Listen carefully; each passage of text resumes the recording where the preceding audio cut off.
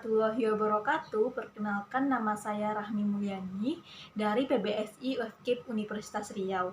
Nah, di sini saya akan menjelaskan materi tentang genre sastra prosa Melayu.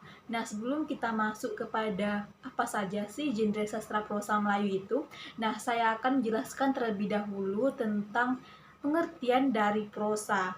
Nah, prosa ini adalah hasil karya sastra yang bersifat paparan atau rangkaian cerita bebas tanpa terikat oleh banyaknya rima, irama, maupun baris.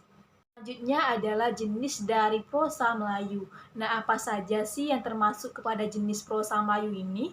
Nah, yang pertama ada mitos, yang kedua ada legenda, yang ketiga ada cerita jenaka, yang keempat ada sage, yang kelima ada parabel, yang keenam ada fabel, dan yang ketujuh ada cerita perlipur lara.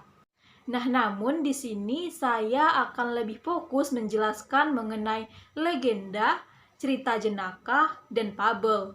Nah, pertama saya akan menjelaskan mengenai legenda.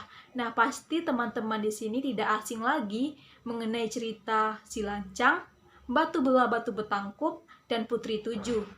Nah, itu adalah bagian dari legenda. Nah, jadi legenda itu adalah cerita rakyat yang terdiri atas narasi yang menampilkan perbuatan-perbuatan manusia yang diyakini atau dipercayai oleh pendengar atau pencerita sebagai sesuatu kisah yang pernah terjadi.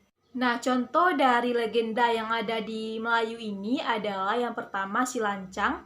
Nah, Si Lancang ini adalah legenda yang berasal dari Kampar. Yang kedua adalah Batu Belah Batu Betangkup, dan yang ketiga adalah Putri Tujuh.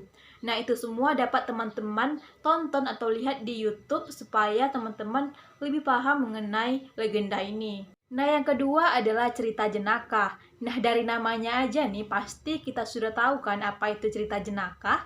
Nah, jadi cerita jenaka itu adalah bagian dari cerita rakyat yang berunsur jenaka atau lucu yang dapat membangkitkan tawa. Nah, cerita jenaka ini berasal dari kehidupan masyarakat sehari-hari.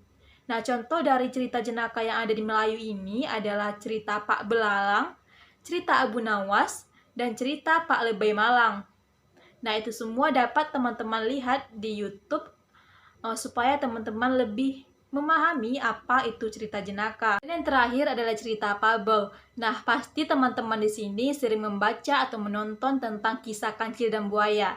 Nah, itu merupakan bagian dari cerita fabel. Nah, jadi cerita fabel itu adalah cerita tentang kehidupan hewan dengan perilaku menyerupai manusia. Nah, fabel ini menceritakan watak atau budi manusia itu lewat tokoh hewan. Nah, berikut adalah contoh cerita fabel. Yang pertama, cerita Si Kancil dan Buaya, cerita Gajah dan Semut, cerita Belalang dan Semut, dan cerita Dua Ekor Kambing, dan masih banyak lagi cerita fabel. Dan itu semua dapat teman-teman lihat atau baca di internet atau di YouTube, supaya teman-teman lebih paham mengenai cerita fabel ini. Baik, hanya itu yang dapat saya sampaikan. Semoga bermanfaat. Nah, sebelum saya menutup video ini, izinkan saya menyampaikan sebuah quote.